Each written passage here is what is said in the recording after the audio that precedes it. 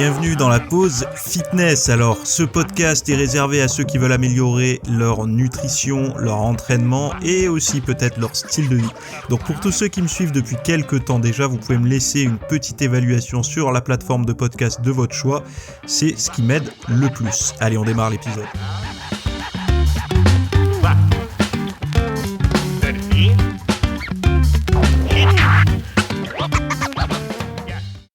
Salut à tous, j'espère que vous allez bien. Donc, nouvel épisode aujourd'hui. Aujourd'hui, on va parler de la flemme de l'été, de l'entraînement pour sécher et du rythme circadien. Des sujets divers et variés. On parlera pas vraiment, mais je vous le dis quand même que ce week-end, j'ai sorti une vidéo sur prendre soin de sa thyroïde et de son métabolisme. Alors évidemment, moi, c'est par rapport au mode de vie, hein. C'est pas la partie médicale, hein, c'est pas mon domaine, mais la partie mode de vie. Je vous fais un rapport un petit peu de ce que j'ai trouvé dans la littérature scientifique, par rapport justement à l'alimentation en lien avec la thyroïde, à toutes ces histoires de relance métabolique, etc. Et de voir un petit peu comment ça se passe. Alors, je sais qu'on parle beaucoup de glucides autour de la thyroïde. Il faut juste savoir que les glucides, notamment le glucose, quand il est présent dans la circulation, c'est lui qui permet la conversion de T4 en T3. Et donc, du coup, c'est en ça que les glucides permettent, en tout cas le glucose circulant, permet de relancer un petit peu le métabolisme. Mais ça, c'est de voir qu'une face de la sphère alimentaire sur les liens avec la thyroïde. Et certains pourront manger des tonnes de glucides et ne pas avoir les effets métaboliques attendus. Donc c'est pour ça qu'il faut pas... Dans le monde de la muscu, on parle souvent que ça, hein, relancer le métabolisme, relancer la thyroïde avec les glucides, mais il y a bien plus que ça. Et j'avais envie de vous apporter justement toutes ces notions pour que vous puissiez avoir une compréhension plus globale et justement ne plus avoir ces problèmes de métabolisme dans les chaussettes, surtout quand vous faites des régimes ou que vous réduisez un petit peu les calories. Voilà. Donc, je vous mets le lien dans les notes de l'émission. Là, ça s'appelle Prendre soin de sa thyroïde et de son métabolisme. Et vous cliquez, vous accéderez directement à la vidéo, au cours complet, plus au PDF avec toutes les notes, etc. Donc, vous pouvez l'écouter en mode passif et vous avez toutes les notes déjà prises pour vous. Premier sujet, les effets du changement d'heure sur les comportements alimentaires des consommateurs. Donc, les recherches montrent que le passage à l'heure d'été peut avoir des conséquences négatives sur le comportement des consommateurs.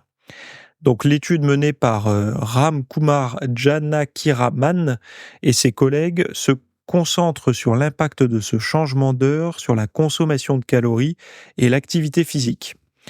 Donc, le début de l'heure d'été entraîne une augmentation de la consommation des snacks emballés. Alors, qu'est-ce que ça pourrait être les snacks emballés ? Est-ce que chez nous, ça serait les sandwichs triangles, les choses comme ça, ou alors les barres chocolatées ? Alors, ils disent que durant l'heure d'été, ça entraîne une augmentation justement de ces snacks, particulièrement le soir et par temps nuageux. Intéressant. En fait, dès que les activités se calment, parce que durant l'été, c'est le soir. Après, durant l'été, c'est vrai que c'est durant c'est la fin de journée où on va faire des activités parce qu'il fait moins chaud. Et par temps nuageux, on peut pas aller à la plage, on peut pas aller à la rivière, on peut pas aller à la piscine. Donc, on reste à la maison et peut-être ou alors on va faire les boutiques et des choses comme ça. On va se mettre au frais dans les clims et peut-être que c'est le moment où il y a le plus de consommation. Par contre, la fin de l'heure d'été n'a pas d'effet négatif. Pas d'effet significatif. Les visites, donc la fréquentation des centres de fitness diminue également, surtout pour les consommateurs ayant déjà des habitudes de consommation peu saines, donc on va dire malsaines. J'aime bien le peu sain. C'est toujours, on veut pas nommer. N'oubliez pas, à chaque fois, je vous le répète, mais ne pas catégoriser des aliments comme malsains, ça permet de continuer à les vendre, hein. Donc de dire peu sain, ça reste sain, mais malsain, oulala, danger, non. C'est toujours intéressant. Donc l'analyse des données des réseaux sociaux révèle que le consommateur trouve le changement d'heure perturbant. Ces résultats suggèrent que les décideurs politiques et les entreprises devraient envisager des mesures pour soutenir les consommateurs lors du passage à l'heure d'été. Alors, qu'est-ce qu'on pourrait leur recommander? Parce que je pense que bon nombre d'entre vous, n'ont pas été, impactés, en tout cas sur la fréquentation de la salle de sport ou de leur home gym, au passage à l'heure d'été. Hem, c'est vrai que alors sur la consommation d'aliments, de snacks emballés, ça je serais curieux d'avoir, est-ce qu'il y a le côté foutu pour foutu? Bon, j'ai pas réussi à faire mon régime, j'ai pas le corps, attendu pour cet été, tant pis, foutu pour foutu, je bouffe. Est-ce que, il y a un lien avec le manque de sommeil? C'est possible, hein, puisque, quand, comment dire? Quand vous avez, le passage à l'heure d'été, ça se décale donc, à 20:00, enfin, quand il est, le soir, vous vous retrouvez à 20:00 avec le soleil alors que d'habitude il était presque couché et le matin, vous vous réveillez, il y avait le soleil et d'un coup il y est plus. Parce que, ça se décale. Et probablement que certains, ça perturbe leur sommeil et vous savez ce qui se passe quand le sommeil est perturbé. Pour schématiser, il y a une demande de l'organisme d'énergie alors que qui n'a pas été, récupérée durant le sommeil, donc il y a des sécrétions notamment, il y a de la dopamine qui monte pour compenser le manque de sommeil. Vous savez, ça c'est intéressant. Quand vous manquez de sommeil, votre dopamine monte. C'est pour ça que beaucoup se disent: «C'est marrant, j'ai mal dormi, enfin j'ai mal dormi. J'ai bien dormi, mais trop peu. J'ai dormi 4-5 heures maximum et pourtant j'ai de l'énergie». Beh, parce que en fait, le corps sécrète, ce qu'il faut pour vous permettre d'avoir de l'énergie. Mais on a tous remarqué qu'on avait on au niveau, nous, vous, moi, mais également les chercheurs, que durant une journée où on manque de sommeil, on a beaucoup plus d'envie de sucreries, de goût sucré, d'aliments glucidiques et compagnie. Enfin et compagnie non, mais tous ces trucs-là qui ont un goût sucré et notamment des aliments malsains. Il y a également une baisse de la volonté. Quand vous avez un manque de sommeil, votre volonté, elle baisse un petit peu. C'est-à-dire que votre jauge de résistance aux tentations, baisse. Donc c'est-à-dire que vous allez arriver plus rapidement, à l'épuisement de cette jauge, quoi. Pour rappel, quand on démarre une journée, on a une dose de volonté qui va s'épuiser au fur et à mesure de la journée. Et donc ça veut dire quoi? Ça veut dire que quand vous passez devant les croissants le matin, votre jauge de volonté, elle prend pêche. Quand vous passez devant, le distributeur de barres chocolatées au travail, elle reprend pêche. Et quand vous arrivez le midi, elle est déjà un peu, en réserve. Et ce qui se passe, c'est que, s'il y a une mousse au chocolat en dessert, et ben, selon le sommeil que vous allez avoir, les frustrations de la matinée et tout ça, vous allez plus ou moins avoir envie de vous goinfrer de mousse au chocolat. Alors je dis pas que la mousse au chocolat c'est mauvais pour la santé, je dis juste que, si c'est pris, en conscience, avec plaisir et sans culpabiliser, pourquoi pas. Si c'est fait en abus, avec culpabilité et puis, d'une manière non décidée en fait, hein, d'une manière imposée par l'émotion, ça n'est plus une bonne chose. Et je sais très bien qu'aujourd'hui il y a vraiment tout un chamboule-tout là dans l'univers des régimes et tout, où on fait la guerre au régime et on fait et plein pouvoir à l'alimentation à l'instinct. La problématique, c'est que, si vous décapsulez les émotions, l'alimentation émotionnelle, vous aurez assez peu finalement d'alimentation, malsaine. C'est-à-dire que quand on l'alimentation, comment dire, Heu, à l'instinct ou comme on l'appelle aujourd'hui, c'est celle où si vous avez envie d'une mousse au chocolat, vous pouvez, si vous avez envie de manger machin, vous pouvez.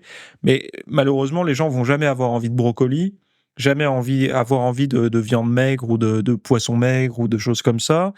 Ils vont toujours avoir envie, de choses, qui leur ont été suggérées par les publicités ou autres. Très peu vont se tourner vers un fruit quand ils auront pas de filet de sécurité. C'est-à-dire si on dit que tout est autorisé et tout est sur le même plan, vous, moi, les premiers, on va se tourner si on a une barquette de fraises, contre une crêpe au Nutella, je dis détail, hein, j'étais de mariage, ce week-end et il y avait des crêpes, en dessert. Ce qui est pas que, hein, au dessert, sinon vous allez dire: «C'est bizarre comme mariage». Non, non, mais bref, tous les gens un peu comme moi, un peu gourmands, vont se tourner vers, ce qui est hyper sucré, hyper gras. C'est normal, c'est les instincts, émotionnels, j'ai envie de dire. Mais quand on est capable de hiérarchiser la qualité, on va dire, des aliments, on va se dire: «OK, j'ai envie de sucré, mais dans le sucré, qu'est-ce que je peux choisir de sain?» Bon, ben, il reste pas grand-chose à part les fruits, hein, enfin, voilà et donc c'est vrai que, le conseil qu'on peut donner aux gens, c'est peut-être enfin, ceux qui font déjà attention et tout comme vous ou moi, c'est peut-être de se dire: «OK, il y a on peut manger, on peut se faire plaisir, on peut consommer peut-être un peu plus au passage de l'heure d'été parce qu'on manque de sommeil ou autre, mais à condition de hiérarchiser un petit peu les aliments, et d'être capable de dire que, bah, oui, les végétaux, les fruits, tout ça, c'est peut-être le top. Puis après arrive, je sais pas moi, les protéines maigres, puis après, arrivent les graisses saines, puis après enfin voilà, vous avez compris. Enfin chacun y verra midi à sa porte sur cette, hiérarchie, hein, mais, en gros, des aliments non transformés, majoritairement et si possible de bonne qualité de production, on va dire, d'élevage ou de cueillette ou de peu importe. Heu, Après pour la fréquentation des salles de sport, c'est la même chose. On voit bien que quand on manque de volonté, les gens qui sont soumis à la volonté pour s'entraîner, c'est pas une bonne chose, en fait. C'est pour ça d'ailleurs que ces gens-là perçoivent ceux qui arrivent à s'entraîner et tout ça, ils voient les gens comme des gens motivés. C'est totalement faux, en fait. La motivation, c'est pour moi, hein, c'est de l'entrain à faire quelque chose qu'on n'a pas forcément envie de faire. Donc on se motive pour, par exemple, prendre la route, faire 2 heures de route pour aller, je sais pas où, et donc voilà, on va avoir besoin de motivation pour se lancer dans quelque chose qu'on n'a pas forcément envie de faire. Mais quelqu'un comme vous ou moi, on aime s'entraîner, peu importe si vous utilisez des kettlebells, des poids libres, des machines, on aime s'entraîner. Donc on a la seule motivation dont on a besoin, à la limite, c'est de prendre la bagnole pour se rendre au club de gym ou, de mettre son jogging ou de mettre son short pour se rendre dans son home gym. C'est la seule motivation dont on a besoin. Mais après, on n'a plus besoin de motivation puisqu'on aime ça. La fréquentation des salles de sport, elle baisse très certainement pour la raison que j'ai de la même les mêmes raisons que pour l'alimentation. C'est-à-dire que quand vous avez une jauge de volonté qui est impactée par un manque de sommeil ou d'autres stimulations durant la journée, et puis la chaleur, hein, la chaleur fatigue, et la fatigue, vous savez que quand vous êtes fatigué, énervé, enfin vous êtes plus sensible au stress et toutes ces choses-là rendre plus peuvent faire baisser la jauge de volonté. Donc, forcément, en fin de journée, en été, si la jauge est plus basse, la personne, quand elle aura la sortie sur la nationale, et ce sera la sortie du Basic Fit, eh ben, elle tracera tout droit pour rentrer à la maison, elle aura moins envie. Mais ça, c'est partir du principe que l'entraînement est désagréable. Puisque si la personne perçoit son canapé comme agréable, elle aura pas de problème à éviter le canapé. Et à partir du moment où on perçoit l'entraînement comme, non pas agréable, parce qu'il faut pas dire des bêtises non plus, un entraînement ça fait mal, mais il peut y avoir une forme agréable, c'est-à-dire un peu masochiste, de se faire mal. En se disant: «Bien que je sois en train de me briser les fibres musculaires et de faire brûler, à l'acide, chaque muscle, eh bien, les résultats directs, ça va être, une élévation d'un process anti-inflammatoire, une inflammation, pardon, qui va être, bénéfique pour ma santé court, moyen, long terme. Ça va être une purge au niveau mental, ça va être, une coupure dans la sédentarité de ma journée. Ça va être peut-être, je sais pas moi, un moment de contemplation de ses progrès dans le miroir, peu importe, et ça peut être tout un tas de choses comme ça, et donc on peut percevoir une souffrance, l'entraînement, comme bénéfique, quoi. Donc ça après, c'est pour ça toutes ces choses que ça soit manger sainement, faire du sport et tout, tant qu'il y a contrainte, il y aura pas une totale adoption, du truc, quoi. Puisqu'on sait que quand on va être irrité ou fatigué, ça va sauter, quoi. Alors je dis pas, même le plus passionné d'entre nous, saute une séance de sport de temps à autre quand il y a des imprévus. Mais, globalement, quand il la saute, il a les boules. Il est pas en train de se dire: «Ah cool, j'ai une bonne raison de pas y aller. C'est bon, j'ai une bonne raison». Comme si avoir une bonne raison de pas y aller, ça verrouillait la perte de masse musculaire, ça ne mettait pas d'effet négatif ou je sais pas, on peut, c'est les excuses, ça marche, entre humains, mais ça marche pas avec la nature, hein. Le corps, lui, les excuses, il en a rien à foutre. Bref, l'entraînement par intervalle, deuxième sujet, donc ça vient c'est Sage Journal, hein, si vous voulez aller voir la référence. Deuxième article, donc l'entraînement par intervalle à haute intensité brûle plus de graisse. Ah, brûle plus de graisse que quoi déjà?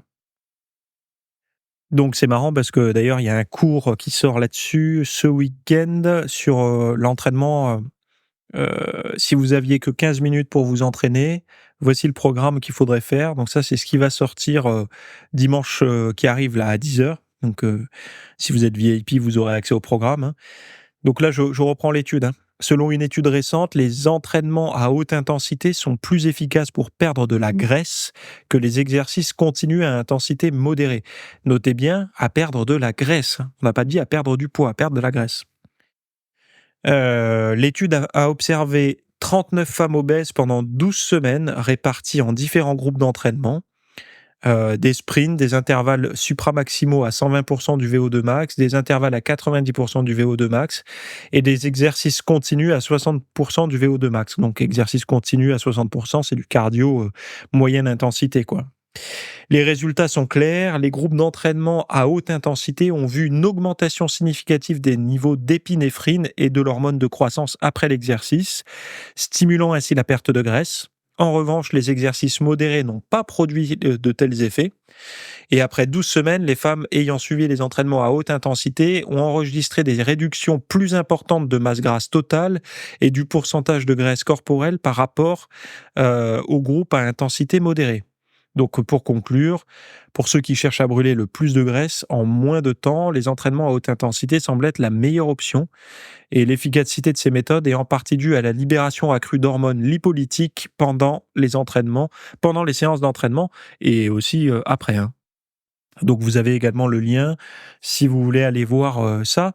C'est pas étonnant, hein. Bon, j'en parlerai plus largement dimanche avec beaucoup de détails, mais Hem, déjà le cardio à haute intensité ou qui n'est pas forcément que du cardio, hein, parce que vous pouvez très bien faire, du haute intensité avec des haltères, avec une kettlebell, enfin bon bref.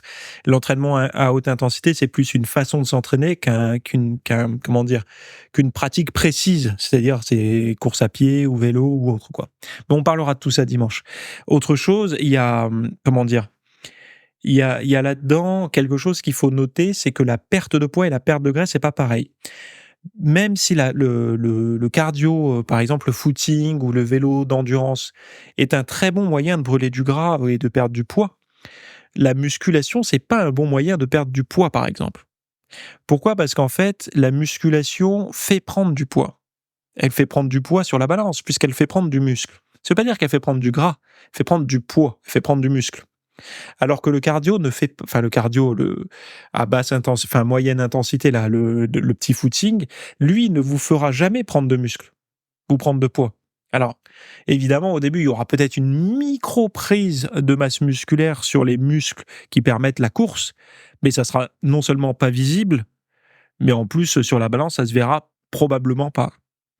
Par contre, la musculation, ceux qui font de la musculation pour perdre du poids, hein, je dis bien poids, pas gras, hein, ils sont souvent déçus. C'est pour ça que beaucoup de personnes, beaucoup de pratiquants de musculation sont déçus, me disent: «Ah mais j'ai commencé, à faire la muscu, je comprends pas, mon poids ne descend pas». Mais on fait pas de la muscu pour perdre du poids, on fait de la muscu pour perdre du gras.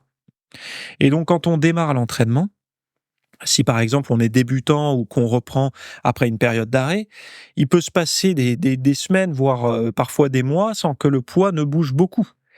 Donc il monte un peu, il baisse un peu et les gens sont un peu frustrés. Ils se disent: «Mais ma balance me dit que je ne perds rien, alors que je fais attention à ce que je mange et que je fais beaucoup de musculation». Et ils oublient qu'il y a tout un capital musculaire qui est en train de se faire. Pour certains, qui est en train d'être récupéré, pour d'autres qui va être en train de se construire. Donc forcément, si le poids ne bouge pas, c'est bien qu'il y a perte de quelque chose. Il y a perte de graisse et prise de muscle. Donc ça marche bien pour les débutants et les gens qui reprennent. N'essayez pas de faire ça si vous êtes, dans un flot d'entraînement depuis des années et des années, ça ne marchera pas. Puisque vous, votre capital musculaire de débutant, vous l'avez déjà, acquis depuis un certain nombre de temps, quoi. Mais bon, si vous le perdez, eh ben, dans 6 mois, 1 an, quand vous allez reprendre, alors 6 mois, c'est peut-être un peu court, mais 1 an, quand vous allez reprendre, vous allez enfin non, 6 mois, c'est pas si court que ça, hein. Il va y avoir une fonte musculaire. Vous allez avoir cet effet-là. Mais tout ça pour dire que on ne peut le c'est pour ça que l'entraînement à haute intensité, on ne parle pas de perte de poids, on parle de perte de graisse. Et on va être d'accord pour dire que la majorité d'entre nous, on s'en fout du poids. On n'a pas notre poids affiché sur le front quand on sort dans la rue ou quand on est en maillot de bain. Ce qu'on a affiché sur nous, par contre, c'est les proportions corporelles, où est localisé notre gras, euh, où en est notre développement musculaire, des choses comme ça. C'est sur ça que l'on se juge, notre tour de taille et tout, et sur ce qu'on pense que les autres nous jugent, hein. Faut pas oublier que tout le monde s'en fout, hein. C'est-à-dire que les gens vous voyez, vous vous jugez d'une certaine manière. N'oubliez pas que les gens se voient à travers leurs yeux à eux, hein. Donc, quand ils vous voient, bon, si vous êtes moins bien qu'eux, ils s'en foutent. Et si vous êtes mieux, ils vous jalousent, en gros.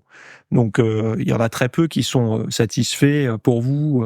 Ça fait que, donc, dans les deux cas, soit ils en ont rien à branler, soit ils vous jalousent. Donc, c'est pas forcément ce que vous pensez, quoi.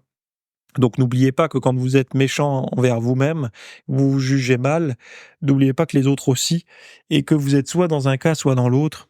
Il y a très peu d'admiration, et même quand il y a de l'admiration, c'est souvent de l'admiration où on aimerait, donc où on aimerait être comme, et aimer être comme, on n'est pas loin de la jalousie, quoi. Euh, Parce que être jaloux, c'est pas forcément, même si c'est un défaut commun, à petite dose, il peut y avoir une saine jalousie. Alors pas dans les couples, hein, ça c'est insupportable, mais on peut avoir une saine jalousie, ce qu'on appelle un peu l'inspiration moderne, quoi, d'envier le physique de quelqu'un, et ça peut même parfois servir un peu de moteur, même s'il faut jamais se comparer aux autres, mais ça peut servir de moteur. Et c'est ce que je dis moi par rapport aux réseaux sociaux, hein. Je dis mais les réseaux sociaux, en excès, c'est vrai que c'est un dévoreur de temps, mais il faut toujours regarder comment on y entre, comment on y sort. C'est-à-dire que noter son état mental à l'entrée, noter son état mental à la sortie. Si vous avez gagné, ben, grand bien vous fasse, tant mieux. Enfin, c'est génial. Si vous avez perdu, c'est-à-dire que vous avez perdu des points, vous vous sentez plus mal en sortant, là, il faut vous dire, oh, est-ce que c'est bon pour moi ou pas? C'est d'ailleurs ce qui se passe avec la diététique également. La diététique, quand vous allez manger un fast-food, eh ben, quand vous y rentrez et quand vous en sortez, vous pouvez avoir des états différents. Il y a des gens qui vont rentrer au fast-food, ils vont se faire plaisir, ils vont se dire j'en avais envie, ça m'a fait du bien, ils sont contents, derrière ils vont faire une petite sieste, et puis la vie reprend comme avant. D'autres, ils vont rentrer au fast-food, ils vont en manger, peut-être un peu trop, ils vont se rendre malades. Pour raison X ou Y, soit ils ont trop mangé, soit vu qu'ils mangent pas beaucoup de graisse d'habitude, bah là, d'un coup, leur vésicule, elle n'a pas le temps de suivre et ils vont se taper une diarrhée aiguë. Et du coup, eux, ça va les vacciner, puisqu'ils vont se dire j'arrête tel ou tel fast-food ou j'arrête tel ou tel truc, parce que quand j'en mange, vu que j'ai un mode de vie sain à côté, je le digère plus. Donc, du coup, pour moi, c'est plus négatif que positif, donc j'arrête. Et donc, en fonction de comment on rentre et comment on sort, il y a des gens qui, si on y rentre déjà anxieux d'être malade, forcément, on va pas avoir la même liberté de manger que quelqu'un qui se dit moi je digère tout, je suis capable de pas manger en excès, je mange juste un sandwich, une frite, et puis une boisson et terminé. Et voilà, donc c'est toujours la même chose. S'il y a du malsain derrière, c'est pas bon, quoi. Et je mets dans le malsain la culpabilité aussi, hein, puisque manger un fast-food et culpabiliser derrière, c'est dommage. Puisque s'il y a culpabilité, souvent, c'est c'est quand on est entre deux mondes. On n'est pas dans la totale insouciance, puisque dans la totale insouciance, on s'en fout. On mange plusieurs fois au fast-food ou des trucs comme ça, et pas de problème. Zéro culpabilité. Quand on fait 100% attention, c'est-à-dire, enfin, 99% attention, pas de culpabilité non plus puisque, le reste du temps, on fait attention à ce qu'on mange, on fait du sport, on dort bien, bon, on a un mode de vie sain, quoi et on va se faire un petit fast-food de temps en temps. Bon, pour avoir une vie sociale, pour vivre tout simplement, hein et il y a pas de culpabilité puisqu'on sait qu'on revient à notre diète, non transformée, blabla, tout ça derrière. Mais il y a ceux qui sont entre 2 mondes. Il y a ceux qui aimeraient avoir la mode de vie sain, mais ils y arrivent pas vraiment. Ils continuent à manger trop de fromage, trop de glucides, ou ils craquent régulièrement dans la semaine sur enfin, ils savent que leur diète, elle est pas dans les clous. Et eux, aller au fast-food, c'est les pires parce que eux, quand ils y vont, ils se disent: «Mince, déjà que j'ai pas été carré, c'est mal là, ce que je viens de manger, j'y arriverai jamais, blablabla». Je dis ça parce que tout le monde a entendu ce discours-là et je tiens à préciser que ce discours, heu, comment dire? Souvent, il y a des gens du domaine de la psychologie qui vont dire: «C'est pas normal, vous devriez accepter, c'est pas grave et tout». Bien sûr que c'est pas grave, je suis d'accord. L'accepter, c'est pas forcément vrai. Si vous avez un objectif et que vous avez envie d'améliorer la qualité de votre alimentation, perdez pas espoir, en fait. C'est-à-dire que moi, je dirais pas à un fumeur, quand il est arrivé à 2 cigarettes par jour, de lui dire: «Perds pas espoir d'arrêter un jour. C'est bien, tu es passé de 20 ou 30 à 2 par jour, c'est génial. Mais perds pas espoir, un jour peut-être que tu arriveras à toutes les enlever». C'est comme ça que je vois les choses. Il y a parfois des choses, alors je crois pas vraiment en l'idéal alimentaire, parce que déjà je pense que la diététique est sous forme de cycle et non pas d'absolu, tout le temps la même chose, puisque je pars du principe que les saisons nous offrent parfois de la viande, parfois des fruits, parfois certains végétaux, parfois plus de graisse, parfois moins de graisse.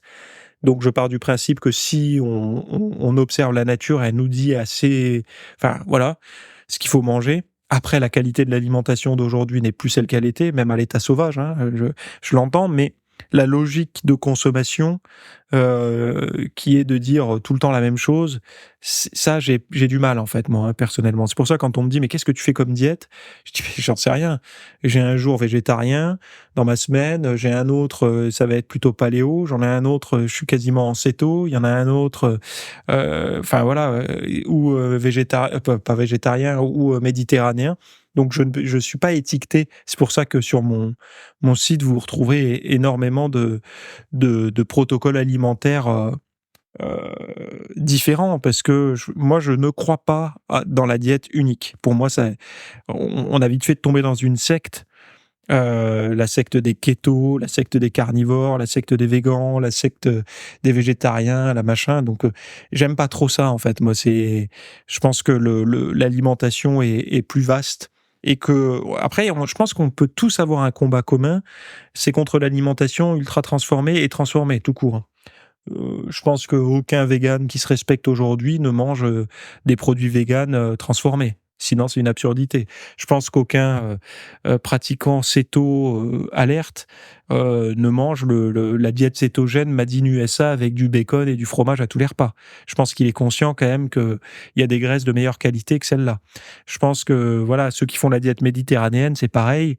Je pense qu'ils peuvent être conscients, ils sont conscients aujourd'hui que, OK, dans la diète méditerranéenne, il y a du blé, mais du blé raffiné moderne comme on a aujourd'hui, c'est pas l'idéal. Donc je vais le réduire et le tamponner avec d'autres sources plus saines, de glucides. Voilà, donc il y a toujours ce truc derrière et de l'entraînement par intervalle, j'en suis arrivé à la diététique, mais c'est toujours la même chose, c'est, tout va ensemble. Tout va ensemble, pardon. Donc comprendre les rythmes biologiques, une avancée sur les récepteurs GABA. Alors ça, vous allez me dire: «Mais de quoi il nous parle là?» Donc là, c'est le 3e sujet. Donc, les rythmes circadiens, donc cycle quotidien naturel qui régule notre sommeil, notre alimentation et bien plus, sont orchestrés par une petite région du cerveau, le noyau chiasmatique, donc NSC. Des chercheurs de l'université de Washington à Saint-Louis ont récemment découvert que la densité des récepteurs GABA dans le noyau là, joue un rôle crucial. Donc l'étude publiée dans Proceedings of the National Academy of Science montre que modifier la densité des récepteurs GABA, donc il donne même les comment dire, les terminaisons exactes, hein, impacte fortement les rythmes circadiens des souris. En réduisant ou en mutant ces récepteurs, l'amplitude des rythmes circadiens des souris diminue à un tiers de leur intensité normale. De plus, les souris augmentent leur activité diurne, donc de journée, et réduisent leur activité nocturne. Donc ce qui est bien, hein. Si on bouge la journée, on ne bouge pas la nuit, c'est l'idéal, qu'on soit une souris ou un homme, hein. Les chercheurs ont également observé une synchronisation réduite des cellules du noyau et une baisse de l'expression des protéines liées au rythme circadien. Cela suggère que les récepteurs GABA jouent un rôle dans la régulation des réponses saisonnières, crucial pour des animaux comme les humains. C'est marrant la conclusion. En gros, il y a disons que cette piste-là, parce que vous voyez, cool, on peut agir par le mode de vie et tout, mais ça, ce sont des choses qui vont servir pour la médecine dans les années à venir, où en agissant là-dessus, ça voudra dire que tôt ou tard, on pourrait peut-être parce que vous savez qu'aujourd'hui, les somnifères qui sont pris, ce sont pour ça, je vous recommande les conférences du docteur Patrick Lemoine. Il le dit très bien, et ce sont une forme d'anesthésiant, en fait, hein. Les hypnotiques, ce sont des formes d'anesthésiant, à dose plus modeste. Donc la nuit, le sommeil j'allais dire comment ça s'appelle? Pas anxiolytique, mais mince, somnifère, ce sont des c'est un sommeil un peu anesthésié, donc ce n'est pas un sommeil de qualité. Ce qui ne veut pas dire que pour les personnes qui ne dorment pas, faut pas en prendre. Je suis personne, enfin voilà, et évidemment, les gens qui sont dans la souffrance, il faut écouter son médecin, hein, il n'y a pas de problème. Mais par contre, il faut, comme il dit, hein, ce sont ses mots, faut pas confondre le sommeil normal et le sommeil sous somnifère. Ça n'est pas du tout la même chose au niveau des process physiologiques qui en découlent. Et donc peut-être que d'avoir dans le futur quelque chose qui viendrait non pas anesthésier, mais allumer des interrupteurs ou les fermer, ouvrir ou fermer des interrupteurs. Donc, tiens, c'est la journée, tiens, c'est la nuit. Ça pourrait être beaucoup plus intéressant. Alors, évidemment, il y a la mélatonine déjà qui peut participer un petit peu. La mélatonine ne fait pas que ça, mais elle pourrait un peu participer à ça. Mais chez certaines personnes, la mélatonine ne donne pas beaucoup de résultats, du moins sur le sommeil. C'est-à-dire qu'elle n'en donne pas sur d'autres choses, mais sur le sommeil, c'est... Avec la mélatonine, en fait, pour moi, c'est un bon régulateur. C'est-à-dire que quand on a du jet lag ou, par exemple, qu'on s'est décalé par rapport à son sommeil normal, par exemple, vous vous êtes habitué à dormir, je sais pas, à 21h30, 22h pendant un certain temps, et puis pendant 2-3 jours, vous vous couchez à 1h du matin parce que mariage, parce que fête X ou Y, eh bien, vous avez du mal à retrouver le sommeil à vos heures normales. Donc là, un petit peu de mélatonine tôt dans la soirée, vers 21h, 21h30, ça permet de récupérer, de se resynchroniser plus rapidement. Et d'ailleurs, il y a beaucoup de personnes qui, lors de jet lag, utilisent la mélatonine alors mélatonine avant de se coucher, puis lumière vive du matin, donc voir le soleil le matin ou utiliser une lampe de luminothérapie pour jouer en fait c'est la même chose, hein, on joue sur les récepteurs là, les synchroniseurs, j'ai envie de dire, de veille-sommeil, lumière et obscurité qui fait sécréter de la mélatonine, lumière qui coupe, hein, cette mélatonine. Ben voilà quoi.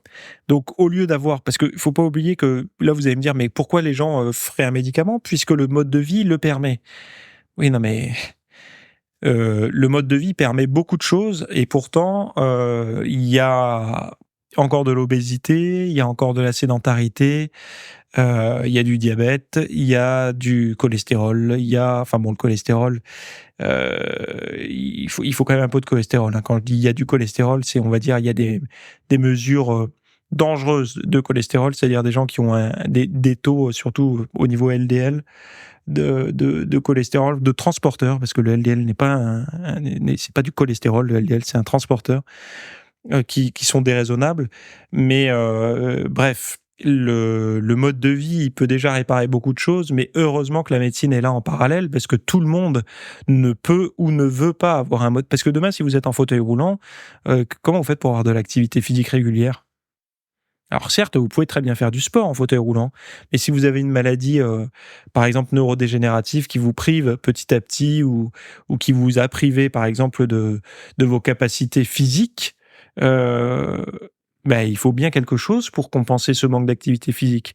Donc heureusement que la médecine est là, derrière pour, donner des médicaments qui permettent d'agir un peu comme un extincteur parfois ou d'agir un petit peu en palliatif, par rapport à des douleurs ou à des comportements qu'on ne peut plus avoir. Par exemple, capable de se lever, de courir, ne serait-ce que de marcher.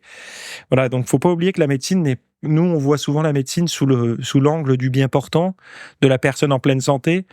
On oublie qu'il y a des gens qui ont eu, des mésaventures, bien qu'elles avaient, parfois des modes de vie très sains et puis elles peuvent avoir des mésaventures dans leur vie, quoi. Voilà. Je vous rappelle que pour la thyroïde et le métabolisme, vous avez justement le lien dont je vous ai parlé tout à l'heure qui est dans les notes, hein. Si vous avez envie de tout savoir sur, enfin tout, prétentieux, mais en tout cas de savoir, ce qui se dit dans la littérature de manière moderne, par rapport au métabolisme et à la thyroïde, comment en prendre soin tout simplement. J'ai fait ce cours parce que, heu dès qu'on parle de thyroïde et de métabolisme, ressortent toujours les mêmes choses, notamment les glucides pour relancer et tout, ce qui n'est pas faux, hein. Ce qui n'est pas faux puisque le glucose, comme je disais tout à l'heure, permet de convertir la T4 en T3. C'est pas les glucides, hein, c'est le glucose, hein. Donc faut pas faire le raccourci trop rapide. Même si c'est les glucides qui apportent du glucose, on ne trouve pas du glucose que dans les glucides. Donc là, je vous invite à réfléchir un peu, à savoir comment le corps peut trouver du glucose autrement qu'en mangeant des glucides. Mais bon, bref, la manière la plus rapide, c'est quand même de manger des glucides. Ensuite, il y aura tout ce qui n'est pas dit autour de ça, justement. On s'attarde toujours sur les glucides et sur le sucre, mais on oublie un petit peu tout ce qui entoure euh, les hormones thyroïdiennes et le métabolisme. Je sais que ça concerne beaucoup de personnes, notamment celles qui ont de la résistance à la perte de poids. Donc, je vous invite à aller voir ça. Peut-être que ça pourra vous aiguiller et mieux comprendre comment tout ce petit monde s'agite au niveau de notre cou. Voilà. Je vous laisse ici. Très bonne journée à toutes et à tous. Bye bye. Merci d'avoir écouté cet épisode. Alors, avant de partir, j'avais juste quelque chose à vous partager. C'est vrai que vous avez peut-être des temps morts à meubler, que ce soit des temps de trajet dans les transports en commun, du cardio un petit peu long sur un tapis de course, ou alors tout simplement envie de remplacer les programmes que vous avez la soirée pour de l'apprentissage. Vous êtes peut-être adepte des émissions, des documentaires, des reportages, etc. Sauf que dans le monde de la musculation, de la nutrition, du développement, d'un mode de vie sain, etc. C'est un peu maigre en contenu dans les médias grand public. Et donc, ce que je vous propose, moi, personnellement, c'est d'aller faire un tour dans la bibliothèque alors, c'est un Netflix version fitness privée qui vous coûtera moins cher qu'un lavage auto au rouleau par mois. Et là, vous avez vraiment tous les sujets. Alors, c'est plein de cours que je propose. Il y en a déjà plus de 300. Ce sont sur le sommeil, sur les hormones, sur la nutrition. Donc ça peut être pourquoi on a faim, pourquoi on n'arrive pas à tenir un régime, comment faire, quelles sont les solutions, mais aussi d'anatomie pour l'entraînement, des programmes d'entraînement. Donc tout ce qui est lié à la perte de graisse, si vous avez du gras sur le bas du ventre depuis des années, ou alors si vous avez du mal à prendre de la masse musculaire, tous ces sujets du plus connu, entre guillemets, du plus recherché au plus pointu, tous ces sujets sont largement abordés dans cet espace VIP.